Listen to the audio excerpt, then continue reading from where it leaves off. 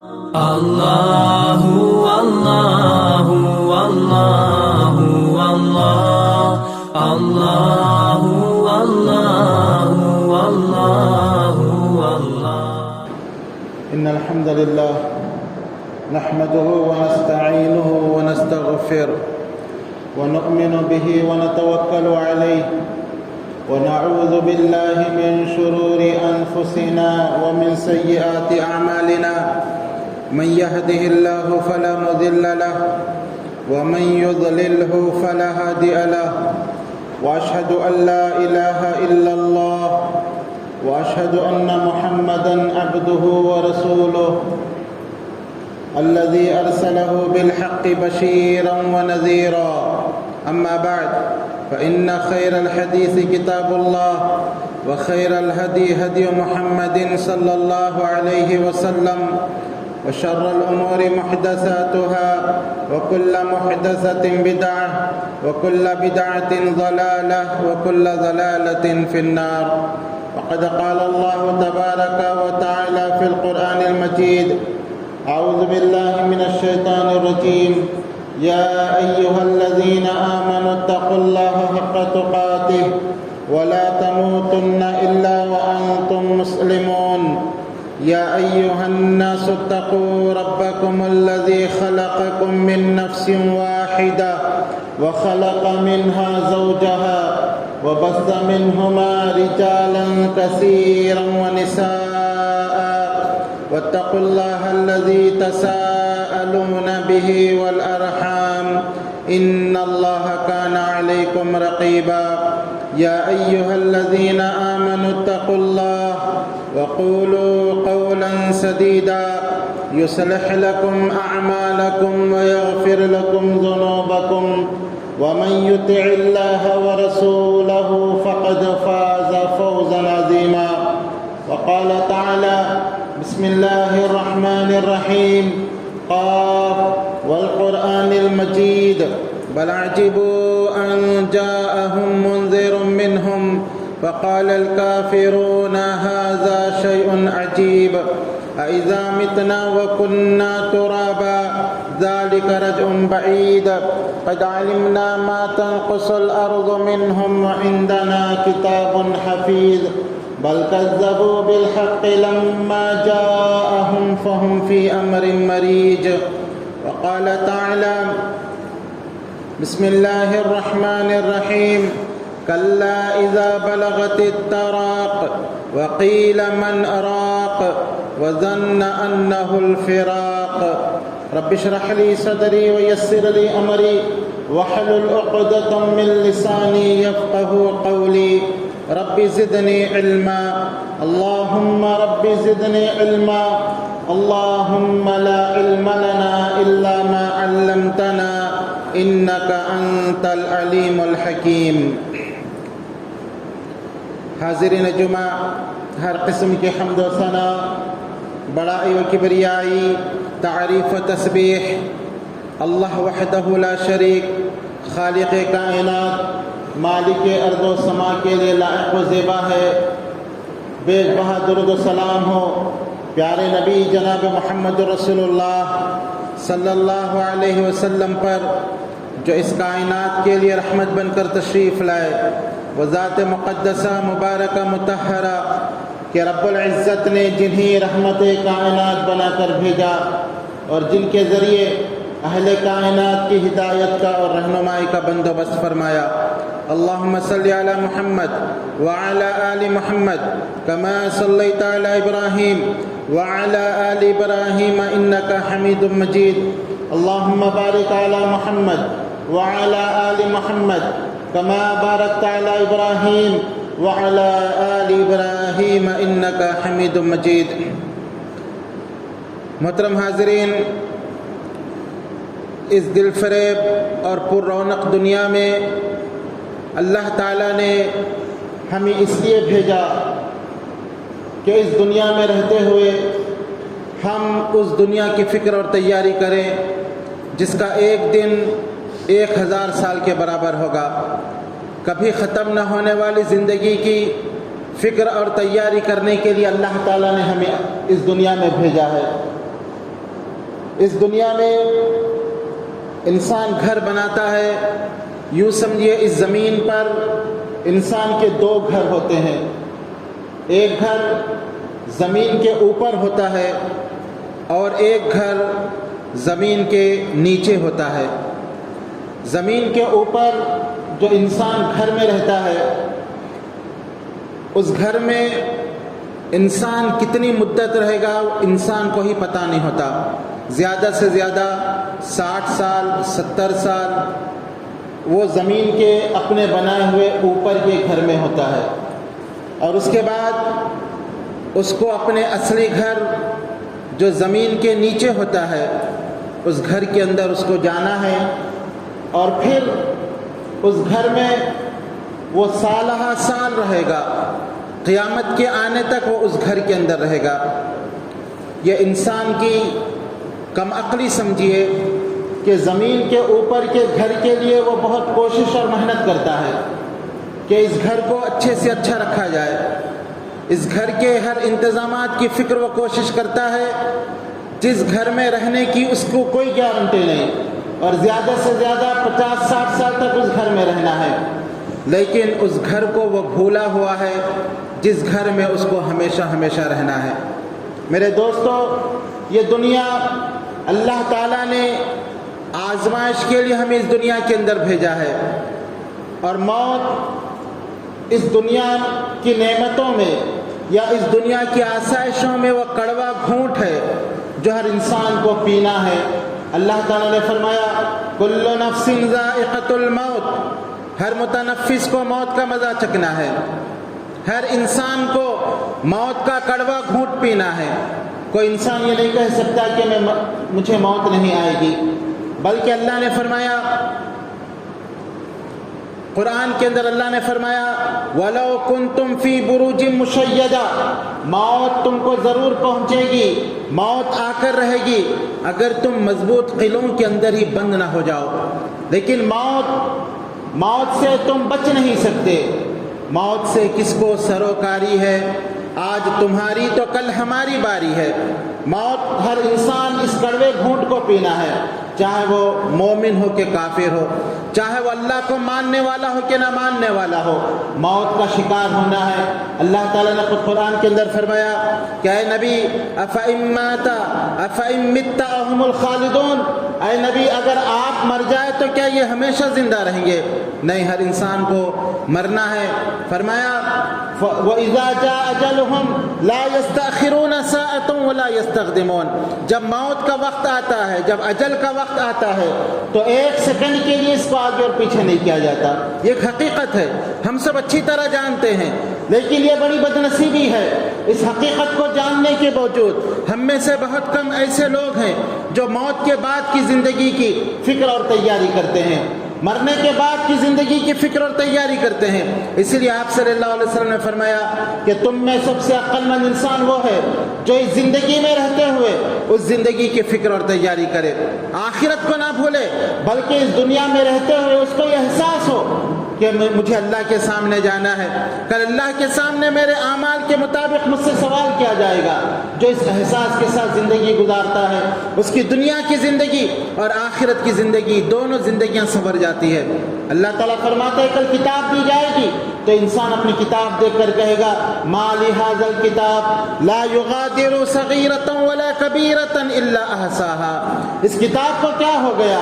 ये कैसी अजीब किताब है। ला युगादिरु सगीरा, ना इसने मेरे किसी छोटे अमल को छोड़ा, वला कबीरा, ना बड़े अमल को, इल्ला अहसाहा, सब रिकॉर्ड यहाँ पर मौजूद है। पूरी की पूरी जिंदगी का रिकॉर्ड, पूरी की पूरी जिंदगी की किताब यहाँ पर मौजूद है। और अल्लाह फरमाएगा ववजदू मा अमिलू हाजिरा, तेरे अमाल हाजिर कर दिए गए। वला यज़लिमु रब्बुका अहदा, तेरा रब किसी पर जुल्म नहीं करेगा।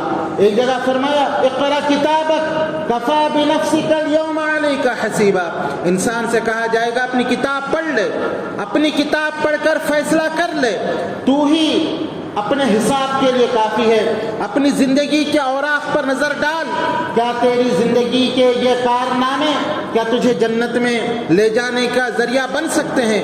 आज तो खुद फैसला कर, کر لے۔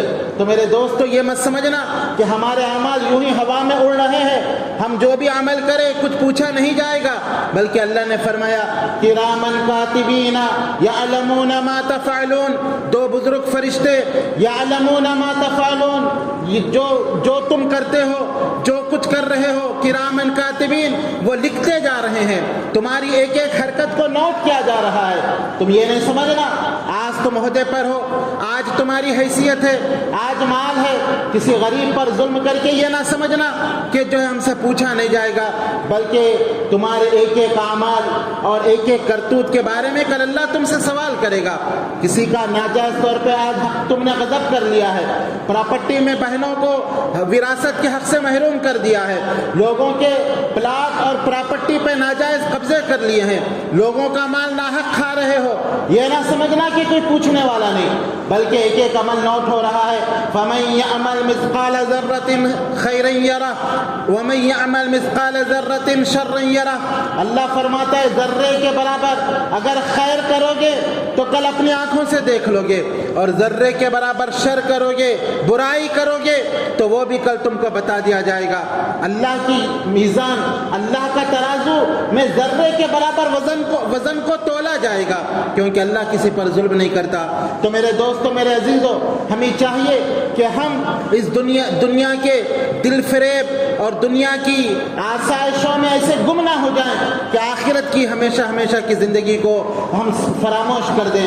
آج بہت سارے لوگ ہیں جو دنیا کی مستیوں میں آخرت کو بھول چکے ہیں، کمائی پر نظر نہیں رکھتے کہ ہم حلال کما رہے ہیں کہ حرام کما رہے ہیں، ہم اپنی کمائی پر نظر نہیں رکھتے، بس ہر انسان کی نظر میں آج مال اور پیسہ ہو گیا ہے کہ مجھے مال آ جائے، پیسہ آ جائے، دولت آ جائے۔ لیکن نبی اکرم صلی اللہ علیہ وسلم نے فرمایا کہ انسان کے قدم اس وقت تک کل اللہ کے سامنے سے جو ہل نہیں سکیں گے جب تک کہ 5 سوالوں کا وہ جواب نہ دے۔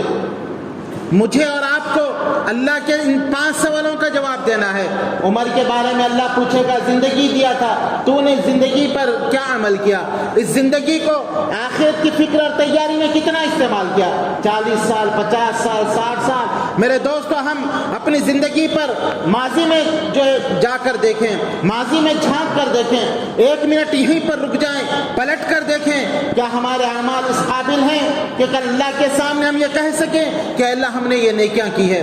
آج ہم اپنے آپ سے سوال کریں کہ ہم نے ایسے کون سے نیکیاں کی ہیں جو آج ہم مطمئن ہو کر زندگی گزار رہے ہیں، ہمیں اللہ کا کوئی ڈر نہیں، اللہ کے سامنے کھڑے ہونے کا کوئی احساس نہیں، آج ہم خوش ہیں، آج ہم خوش فہمی میں مبتلا ہیں اور اپنے آپ کو ہم جنتی سمجھتے ہیں کہ ہم ہی جنتی ہیں، ہم اہل توحید ہیں، ہم حق پرست ہیں، ہم جنتی نہیں تو پھر کون جنتی ہو سکتا ہے؟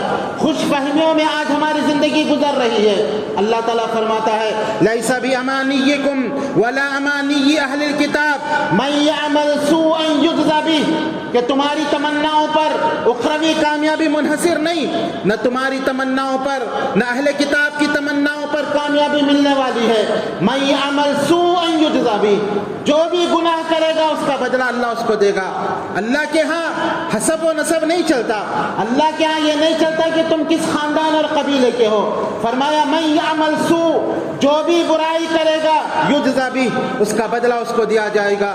برائی کرنے والی نبی کی بیٹی کیوں نہ ہو، نوح علیہ السلام جیسے جلیل القدر نبی کی، جنہوں نے 950 سال تک اللہ کی توحید کو لوگوں کے سامنے بیان کیا، توحید کی خاطر جنہوں نے مار کھائی، جن کو پتھر مارا گیا، جن کا مذاق اڑایا گیا، 1 سال 2 سال 10 سال 50 سال نہیں، 950 سال تک جنہوں نے رب کی توحید کا کلمہ بلند کیا، ان کی بیوی اگر رب کی نافرمانی کری تو اللہ نے ان کو بھی سزا دی۔ فرمایا ضرب اللہ مثلا للذین کفروا امرأۃ نوح و امرأۃ لوط، اللہ مثال بیان کرتا ہے کافروں کے لیے نوح علیہ السلام اور لوط علیہ السلام کی بیویوں کی۔ تاتا یہ دونوں ہمارے نیک بندوں کے ماتحت تھی، نیک بندوں کی بیویاں تھی، لیکن جب انہوں نے رب کی نافرمانی کی تو یہ نبی ہوتے ہوئے اپنی بیویوں کی مدد نہ کر سکے، اپنے بیویوں کے کام نہ سکے۔ تو میرے دوست، اللہ کا ایک اصول اور اللہ کے ایک دستور کو آپ یاد رکھیں، اگر آپ نے اچھے اعمال نہیں کیے، آپ کا حسب و نسب، آپ کے دعوے آپ کو کامیاب نہیں کر سکتے۔ نبی اکرم صلی اللہ علیہ وسلم نے فرمایا جس کو اس کی اعمال پیچھے کر دے اس کا نسب اس کو آگے نہیں کر سکتا کہ میں اس خاندان کا ہوں اور میں اس جماعت سے تعلق رکھتا ہوں. نہیں، آپ کو عمل کرنا پڑے گا اگر اللہ کی بارگاہ میں سرخرو ہونا چاہتے ہیں. تو میرے دوستو، میں آپ سے سوال کرنا چاہتا ہوں، جو آپ مطمئن ہو کر یہ زندگی گزار رہے ہیں، کس بات نے آپ کو مطمئن کر دیا ہے؟ آخر وہ کون سے اعمال ہیں جو آج ہم چین و سکون کی زندگی گزار رہے ہیں؟ اللہ کے سامنے کھڑے ہونے کا احساس کیوں ہم سے ختم ہو چکا ہے؟ انبیاء علیہ السلام کی جماعت اللہ کے سامنے کھڑے ہونے سے کانپ رہے ہیں. آپ بخاری کی روایت کو پڑھیے اور جو حدیث شفاعت کو اپنے سامنے رکھیے. کل اللہ تعالیٰ قیامت کا دن ہوگا اور لوگ حشر کے میدان میں کھڑے ہوں گے، ننگے پیر، ننگے بدن، بغیر ختنہ کیے، اور سورج سوا نیزے پر ہوگا. لوگ پسینے میں ڈوب رہے ہوں گے اور عالم یہ ہوگا، نبی اکرم صلی اللہ علیہ وسلم نے فرمایا، خوش نصیب ہوگا وہ انسان جس کو قدم رکھنے کی جگہ مل جائے. کروڑوں کی تعداد میں لوگ ہوں گے، آدم علیہ السلام سے لے کر قیامت تک کے انسان سب میدان محشر میں ہوں گے. ایک کے پیر پر ایک کا پیر ہوگا، اس کے پیر پر ایک کا پیر ہوگا. وہ بڑا خوش نصیب ہوگا جس کو 2 قدم رکھنے کی جگہ مل جائے. زمین پر 2 قدم جس کے پڑ جائیں وہ خوش نصیب ہوگا. اور سورج اپنی تمازت اور گرمی پھینک رہا ہوگا، اللہ حساب لینے کے لیے نہیں آئے گا. مسند احمد کی ایک روایت ہے کہ 50 سال تک لوگ اپنی نگاہوں کو آسمان کی طرف اٹھائیں گے، پلک نہیں جھپکیں گے، اللہ کے انتظار میں کہ اللہ آئے اور حساب لے لے اور یہ مصیبت سے ہم کو چھٹکارا مل جائے. اللہ کے انتظار میں. اور جب اللہ آئے گا اور اللہ تعالیٰ نے اس کا نقشہ قرآن کے اندر کھینچا ہے، اللہ فرمایا وَجَاءَ رَبُّكَ وَالْمَلَكُ صَفًّا صَفًّا. اس وقت کو یاد کرو جب تیرا رب آئے گا اور فرشتے سب بستہ کھڑے ہوں گے. اللہ آئے گا، ذرا سوچ کر دیکھیں کہ اللہ کیوں آئے گا. اللہ میرا اور آپ کا حساب لینے کے لیے آئے گا. اللہ اس زندگی کے بارے میں مجھ سے اور آپ سے پوچھنے کے لیے آئے گا. اور اللہ نے منظر بیان کیا کہ جب تیرا رب آئے گا، اور حدیث کے اندر بیان کیا گیا کہ اللہ کے عرش کو اس وقت 4 فرشتے تھامے ہوئے ہیں. اس وقت 8 فرشتے اللہ کے عرش کو تھامے ہوئے ہوں گے، اور یہ اتنے مضبوط فرشتے ہیں کہ ان کے کندھے اور کان کا درمیانی فاصلہ یہ 700 سال کی مسافت ہے. اللہ اکبر!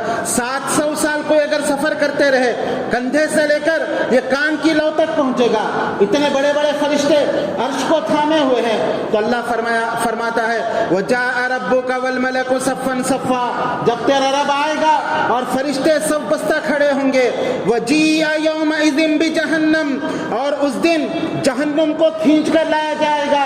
اور نبی اکرم صلی اللہ علیہ وسلم نے اس کی کیفیت یہ بتائی کہ جہنم کے 70,000 لگام ہوں گی، اور ہر لگام کو 70,000 فرشتے پکڑے ہوں گے اور کھینچ کر جہنم کو لایا جائے گا. اللہ اکبر! کیسا ہولناک منظر ہوگا. میدان محشر میں سب لوگ کھڑے ہوں گے، اللہ آئے گا حساب لینے کے لیے، اور جہنم کو بھی لایا جائے گا. 70,000 اس کو لگامیں، اور اتنے مضبوط 70,000 فرشتے ایک ایک لگام کو پکڑ کر کھینچ رہے ہوں گے. اور جہنم کی کیا کیفیت ہوگی؟ سورہ ملک میں فرمایا تکاد تمیز من الغیظ. ایسا محسوس ہوگا کہ جہنم ابھی غصے سے پھٹ جائے گی. جہنم بھڑک رہی ہوگی، اس کے شعلے اور جو چنگاریاں بھڑک رہی ہوں گی، چیخیں مار رہی ہوگی. جہنم کو لایا جائے گا. وَجِيءَ يَوْمَئِذٍ بِجَهَنَّمَ يَوْمَئِذٍ يَتَذَكَّرُ الْإِنسَانُ. یہ منظر دیکھ کر انسان اس دنیا کے ایک ایک سیکنڈ کو یاد کرے گا، اس دنیا کے ایک ایک لمحے کو یاد کرے گا. يَتَذَكَّرُ الْإِنسَانُ وَأَنَّ لَهُ الذِّكْرَى يَقُولُ يَا لَيْتَنِي قَدَّمْتُ لِحَيَاتِي. اس وقت ایک ٹھنڈی سانس اس سے نکلے گی، ایک آہ لے کر کہے گا یا لیتنی قدمت لحیاتی. کاش کہ اس زندگی کے لیے میں کچھ کر لیا ہوتا تو کتنا اچھا تھا. اس زندگی کے لیے میں دنیا میں کچھ تیاری کر لیا ہوتا تو کتنا اچھا تھا. میرے دوستو، میرے عزیزو، آج ہم کس خوش فہمی میں مبتلا ہیں. ہمارے وہ کون سے ایسے اعمال ہیں کہ ہم کو آخرت کی فکر نہیں. ہم کون سے ایسے نیکیاں کر رہے ہیں. انبیاء علیہ السلام نیکیاں کر کے آخرت کے سامنے، اللہ کے سامنے کھڑے ہونے سے کانپتے تھے. وہ اپنی پوری زندگی کو انہوں نے اللہ کے لیے قربان کر دیا تھا. خود اللہ نے قرآن میں فرمایا کہ اور اپنے نبی کو طریقہ بتایا، عقیدہ سکھلایا. اے نبی اعلان کر دو قل ان صلاتی و نسکی و محیایا و مماتی للہ رب العالمین. کہہ دیجئے میری نماز، میری قربانی، میری زندگی اور میری موت للہ رب العالمین، اس اللہ کے لیے ہے جو سارے جہانوں کا پروردگار ہے۔ انہوں نے پوری اپنی زندگی اللہ کے لیے لگا دی، پھر بھی اللہ کے سامنے جانے سے ڈر رہے ہیں۔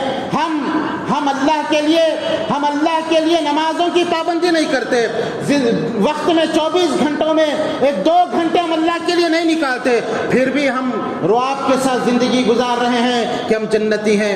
وہ لوگ اللہ کے راستے میں اپنا پورا مال صدقہ کر دیا کرتے تھے۔ جنگ تبوک کا موقع ہے، اللہ کے نبی صلی اللہ علیہ وسلم اعلان کر رہے ہیں، ابو بکر صدیق اپنا مال لے کر آتے ہیں، کائنات کے تاجدار سوال کرتے ہیں، اے ابو بکر تم گھر میں کیا چھوڑ کر آئے ہو؟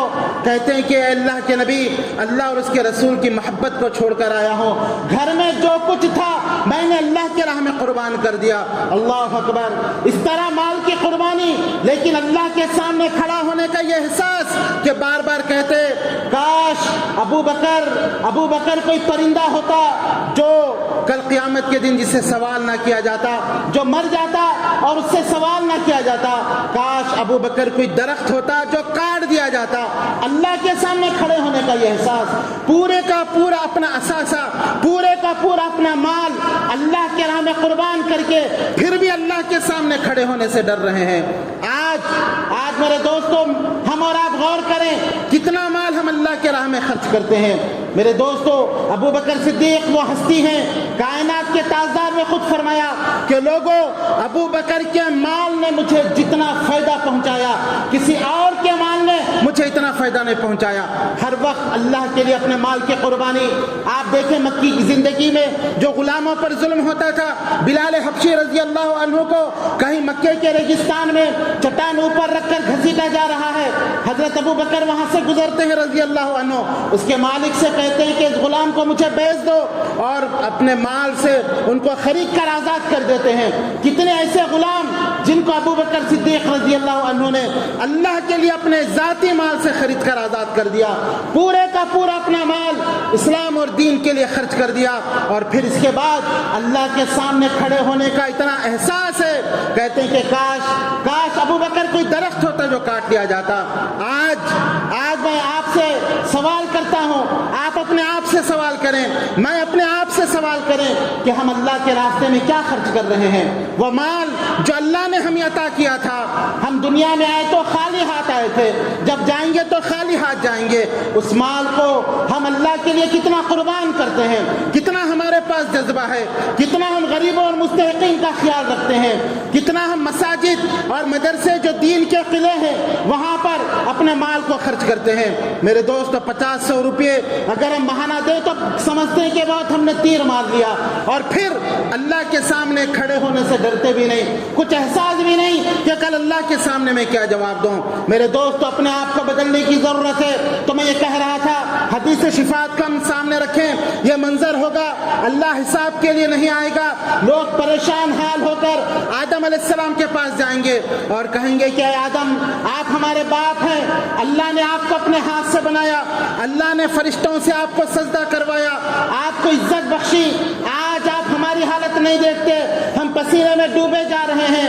اللہ سے کہو کہ وہ ہمارا حساب لینے کے لیے آئے تاکہ اس مصیبت سے ہم بچ سکیں۔ آدم علیہ السلام جواب دیتے ہیں کہ لوگوں، مجھ سے غلطی ہو گئی تھی، میں نے ایک درخت کا پھل کھا لیا تھا، اگر اللہ آج اس بارے میں مجھ سے سوال کرے میں اللہ کو کیا جواب دوں؟ اللہ اکبر! میرے دوست، اللہ نے ان کو عزت بخشی، زندگی میں ایک غلطی اور وہ بھی اللہ نے معاف کر دیا۔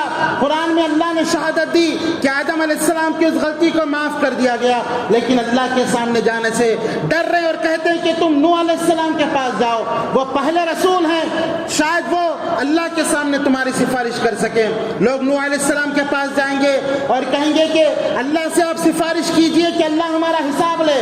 نوح علیہ السلام کہیں گے کہ مجھ سے غلطی ہو گئی تھی، میں نے اپنے نافرمان بیٹے کے تعلق سے اللہ سے سفارش کر دی۔ وہ واقعہ آپ کو معلوم ہے، جب طوفان آیا اور بیٹا کشتی میں بیٹھنے کے لیے تیار نہیں، نوح علیہ السلام نے کہا یا بنیا ارکب معنا ولا تکن مع الکافرین، काफिरीन, ऐ प्यारे बच्चे कश्ती में आ जा, काफिरों में से ना हो। बेटे ने कहा या अब्बा, ये जो पहाड़ आप देख रहे हैं, सावी इला जबल यअसिमुनी मिनल मा, उस पहाड़ पर चढ़कर मैं पानी से बच जाऊंगा। नबी कह रहे हैं कि ला असिमल यौम मिन अमरिल्लाह, बेटे ये अल्लाह का अज़ाब है, अल्लाह के अलावा कोई नहीं बचा सकता। जो इस कश्ती में बैठे वही बच सकता है, जिद ना कर, कश्ती में सवार हो जा। बाप बेटे में गुफ्तगू चल रही है, एक मौज आती है और अल्लाह फरमाता है फकाना मिनल मुगरकीन, बेटा बाप के सामने डुबकियां लेने लगता है, पानी में गोते खाने लगता है। बाप बाप होता है, पितरी मोहब्बत शफकत गालिब आ जाती है। अल्लाह के सामने हाथ उठाकर कहते हैं, या अल्लाह से दुआ करते हुए कहते हैं रब्बी इन्नबनी मिन अहली व इन्न वादकल हक व अंत हकमुल हाकिमीन।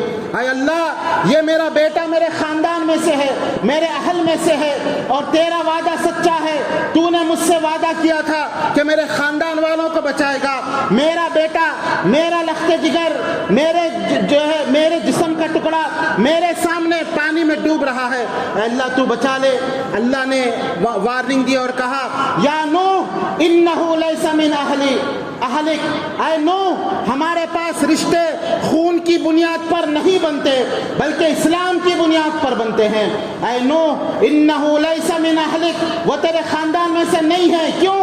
इन्नहु अमलुन गैरु सालिह, उसके अमल अच्छे नहीं हैं, उसके अमल साले नहीं हैं। फला तसअलनी मा लैसा लका बिही इल्म, आइंदा से अगर ऐसा सवाल करोगे तो मैं जाहिलों में से कर दूंगा, नबुव्वत तुम्हारी छीन ली जाएगी। नूह अलैहिस्सलाम दुआ करते हैं रब्बी अऊज़ु बिका अन असअलका मा लैसा ली बिही इल्म, अल्लाह मैं माफी चाहता हूँ, मैंने ऐसा सवाल कर दिया जिसका मुझे इल्म नहीं था। व इल्लम तगफिर ली व तरहमनी, अगर तूने मुझको माफ ना किया, मुझ पर रहम ना किया तो मैं खसारा पाने वालों में से हो जाऊंगा। अल्लाह से माफी मांग लेते हैं, लेकिन आज अल्लाह के सामने जाने से डर रहे हैं। जिंदगी में एक गलती हो गई थी, कहते हैं कि लोगों में कैसे अल्लाह के सामने जाऊं, अगर अल्लाह उस बारे में पूछे मैं कैसे जवाब दूंगा।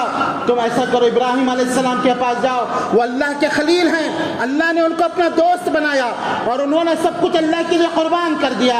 और आपने उनके कुर्बानी के वाक़े भी सुने होंगे।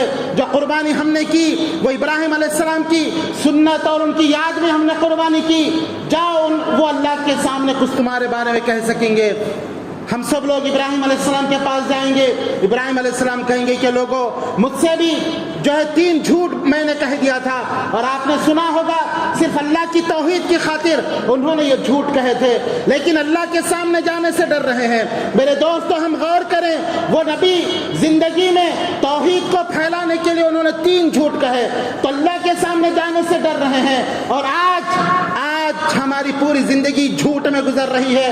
हम सर के बाल से लेकर पैर के नाखून तक गुनाहों में मुब्तला हैं, फिर भी अल्लाह के सामने जाने से न कोई डर हमको महसूस नहीं होता, न हम कभी सोचते हैं कि कल अल्लाह को क्या जवाब देंगे, कोई एहसास नहीं हमको। वो नबी है, नबी अल्लाह के खलील हैं, सब कुछ उन्होंने अल्लाह के लिए कुर्बान कर दिया, अपनी जान, अपना माल, अपनी इज्जत, अपनी औलाद। आपने नहीं देखा कि अल्लाह की खातिर अपने घर को छोड़ दिया, ये उनकी माल की कुर्बानी थी। अल्लाह की रजा के लिए आग में कूद पड़े, ये उनकी जान की कुर्बानी थी। अल्लाह के लिए अपने वतन को छोड़ा और अल्लाह से दुआ मांगी, अल्लाह ने औलाद दी इस्माइल अलैहिस्सलाम की शक्ल में। अल्लाह ने हुक्म दिया बुढ़ापे की औलाद, अल्लाह ने कहा कि जाओ अपने इस बेटे को लख व दख और उस जंगल बियाबान रेगिस्तान मक्के के पास छोड़ कर आओ, जहाँ न कोई आदम न आदमजाद, न चरिंद न परिंद, अपनी बीवी और बच्चे को छोड़ कर आओ। एक अजीब इम्तिहान था, अल्लाह की रजा के लिए अपनी बीवी और बच्चों की कुर्बानी दी, अकेले छोड़कर आए।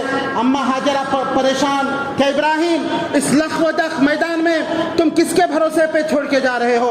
इब्राहिम जवाब नहीं देते, आंखों से आंसू जारी है, पलट कर जाने लगते हैं। अम्मा हाजरा आकर ऊंट के लगाम को थाम लेती है और कहती है कि इब्राहिम, कुछ ना बोलते तो ना बोलो, कम से कम इतना तो बताओ, अल्लाहु अमरका बिहाज़ा, कि अल्लाह ने आपको यह हुक्म दिया है। इब्राहिम अलैहिस्सलाम अपने नजरों को उठाकर कहते हैं, क्या मेरी बीवी, कौन सा ऐसा इंसान है जो अपनी बीवी और शीरखार बच्चे को लख व दख मैदान में अपनी मर्जी से छोड़कर जाए?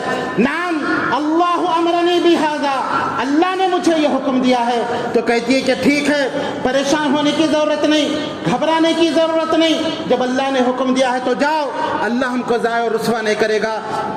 میرے دوست یہ قربانی ابراہیم علیہ السلام نے دی اور وہاں سے واپس آئے. جب بچہ، آپ نے واقعہ سنا، بچہ پیاس سے نڈھال ہو گیا. ہاجر علیہ السلام پانی کی تلاش میں کبھی صفا کبھی مروہ بھاگ رہی ہے، اور پھر آب زمزم ان کے پیروں کی ایڑیوں سے جو وہ رگڑ رہے تھے وہاں سے وہ پانی نکلا، جس نیت سے انسان پیتا ہے اللہ اس کو وہ عطا کرتا ہے. الماء زمزم لما شرب له، زمزم کا پانی وجود میں آیا. اب ہاجر علیہ السلام اس پانی کو لے کر بچے کے ہونٹ کو بچے کو پلانے لگی. بچہ بڑا ہوا، چلنے پھرنے کے قابل ہوا. اب پھر دوسرا امتحان. اللہ نے ابراہیم علیہ السلام سے کہا، ابراہیم جس تمہارے بچے کو ریگستان کی گرمی نہ مار سکی، جاؤ اپنے ہی ہاتھوں سے اپنے لخت جگر کو ذبح کر کے آؤ. اللہ اکبر. میرے دوستو 80 سال کی عمر میں اولاد بھی تھی. ابراہیم علیہ السلام اللہ کے حکم پر پھر آتے ہیں. قرآن کہتا ہے جب اسماعیل چلنے پھرنے کے قابل ہوئے، ابراہیم ملنے کے لیے آئے. اندازہ لگائیے وہ کیا منظر تھا ہوگا کہ بیٹے سے باپ کی ملاقات وہ کیسی تھی ہوں گی. کتنے سال کے بعد باپ بیٹے سے ملنے کے لیے آیا، بیٹے کو گلے لگایا. لیکن دوسرا امتحان شروع. بیٹے سے باپ کہتا ہے یا بنیا انی ارا فی المنام انی اذبحک فانظر ماذا ترى، اے پیارے بچے میں نے خواب دیکھا میں تجھے ذبح کر رہا ہوں. فانظر ماذا ترى، بتا تیری کیا رائے ہے. بیٹا بھی فرمانبردار کہتا ہے یا ابت افعل ما تؤمر ستجدنی انشاء اللہ من الصابرین. ابو اللہ کا حکم ہو تو میری رائے کی کیا ضرورت ہے. یا ابت افعل ما تؤمر، رب کا حکم ہو تو فوراً کریے. ستجدنی انشاء اللہ من الصابرین، اللہ نے چاہا آپ مجھے صبر کرنے والوں میں پائیں گے.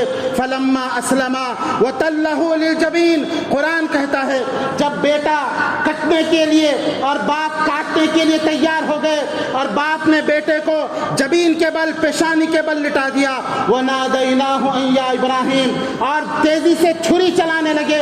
ہم نے آواز دی یا ابراہیم، اے ابراہیم بس کرو، قد صدقت الرؤیا، تم نے خواب کو سچا کر دکھایا. اِنَّا كَذَلِكَ نَجْزِي الْمُحْسِنِينَ، ہم نیکوکاروں کو اسی طرح کا بدلہ دیا کرتے ہیں. اتنے امتحان اللہ کے لیے سب کچھ انہوں نے قربان کر دیا.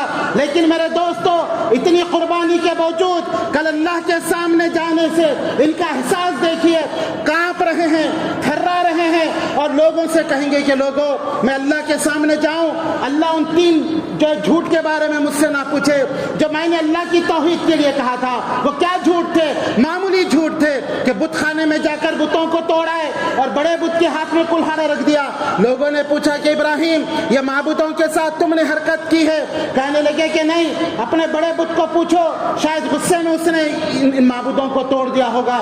لوگوں کو سمجھانے کے لیے کوئی جھوٹ ہے، لیکن احساس آپ اندازہ لگائیے اللہ کے سامنے کھڑے ہونے سے ڈر رہے ہیں. لیکن میرے دوستو، میرے عزیزوں، مجھے اور آپ کو غور کرنا ہے. ہم پوری کی پوری زندگی رب کی نافرمانی میں گزار رہے ہیں.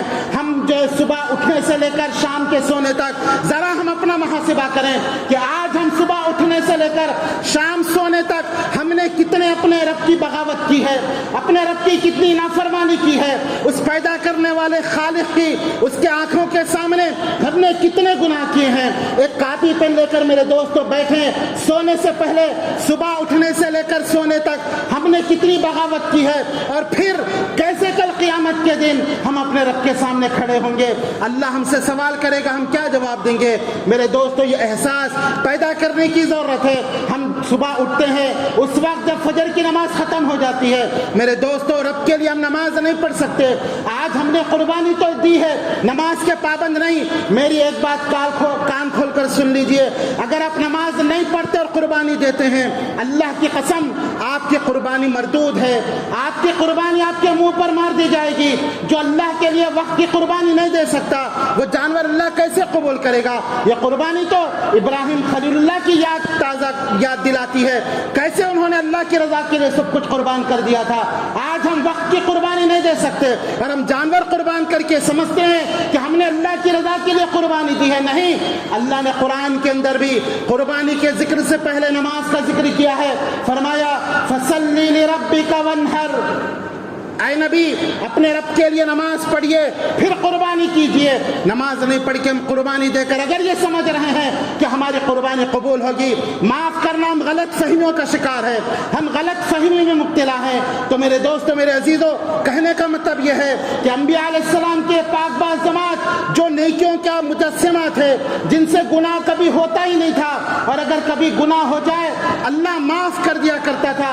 جیسے اللہ نے فرمایا انا فتحنا لک فتحا مبینا لیغفر لک اللہ ما تقدم من ذنبک، کہ اے نبی ہم نے آپ کے اگلے اور پچھلے گناہ معاف کر دیے۔ گناہوں کی معافی کے اعلان کے باوجود اللہ کے سامنے جانے سے کانپ رہے ہیں، تھرا رہے ہیں۔ تو میرے دوستو، میں مجھ سے اور آپ سے میں یہ سوال پوچھنا چاہتا ہوں، ہم کس خوش فہمی میں مبتلا ہیں؟ ہم کو کیوں ڈر نہیں لگتا؟ ہم کو یہ احساس کیوں نہیں ہوتا کل اللہ کے سامنے میں جاؤں گا تو اللہ کو کیا جواب دوں گا؟ میرے دوستو، اگر ہم یہ سمجھ رہے ہیں کہ ہم توحید پرست ہیں تو میرے دوستو، ہم توحید پر عمل کر کے اللہ پر کوئی احسان نہیں کر رہے ہیں۔ اللہ کو ہماری عبادت کی ضرورت نہیں، اللہ بے نیاز ہے۔ اللہ تعالیٰ قرآن میں فرماتا ہے یا ایھا الناس انتم الفقراء الی اللہ واللہ هو الغنی الحمید، اے لوگو تم سب کے سب فقیر ہو، تم سب کے سب محتاج ہو، واللہ هو الغنی الحمید، وہ اللہ وہ بے نیاز ہے، وہ تعریفوں والا ہے۔ ان یشاء یذہبکم ویأتی بخلق جدید، اگر وہ چاہے تو ایک سیکنڈ میں تم کو اس صفحے ہستی سے مٹا دے، تمہارا وجود ختم کر دے، ویأتی بخلق جدید، اور تمہاری جگہ کوئی نئی مخلوق پیدا کر دے۔ وما ذلک علی اللہ بعزیز، اور یہ کام اللہ پر بہت آسان ہے، اللہ کے لیے کوئی مشکل نہیں۔ اگر میرے دوستو ہم اگر نہیں بدلیں گے تو وہ دن دور نہیں، اللہ کسی اور کو ہم سے بدل دے گا، ہمارا وجود ختم کر دے گا۔ ہم خوش فہمیوں میں مبتلا نہ رہیں، بلکہ توبہ و استغفار کریں، اللہ سے معافی مانگیں، اپنا محاسبہ کریں، اپنے آپ کو بدلیں، اور اس زندگی میں اس زندگی کی فکر اور تیاری کریں۔ اللہ تعالیٰ سے دعا ہے کہ اللہ تعالیٰ مجھے اور آپ کو آخرت کی فکر اور تیاری کرنے کی توفیق عطا فرمائے، ہمارے اعمال کی اصلاح کرنے کی اللہ ہمیں توفیق عطا فرمائے، اس کی رضا والے کام کرنے کی ہمیں توفیق عطا فرمائے، اس کا ڈر اپنے دل میں بٹھانے کی توفیق عطا فرمائے۔ جب تک اللہ زندہ رکھے توحید پر زندہ رکھے، توحید کی دعوت دیتے ہوئے زندہ رکھے، اور جب ہماری موت آئے یہی کلمہ توحید اشہد ان لا الہ الا اللہ ہماری زبان پر جاری رہے۔ آمین یا رب العالمین، وآخر دعوانا ان الحمد للہ رب العالمین۔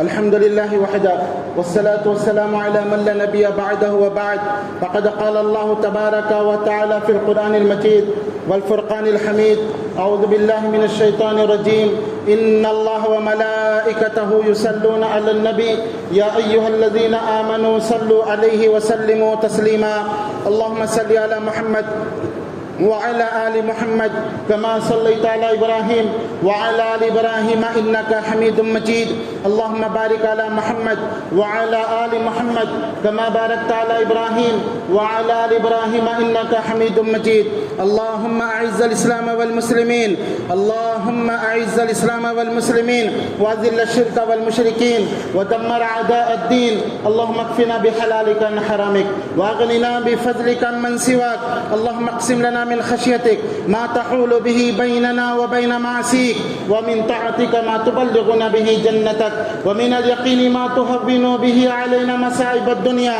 متعنا بأسمائنا وأبصارنا وقواتنا ما أحييتنا، واجعله الوارث منا، واجعل سأرنا على من ظلمنا، وانصرنا على من عادانا، ولا تجعل مصيبتنا في ديننا، ولا تجعل الدنيا أكبر همنا ولا مبلغ علمنا، ولا تسلط علينا من لا يرحمنا۔ عباد الله، رحمني ورحمكم الله، إن الله يأمر بالعدل والإحسان وإيتاء ذي القربى وينهى عن الفحشاء والمنكر والبغي يعظكم لعلكم تذكرون، اذكروا الله يذكركم، ادعوه يستجب لكم، ولذكر الله تعالى أولى وأجل وأتم وأكبر۔ أقم الصلاة۔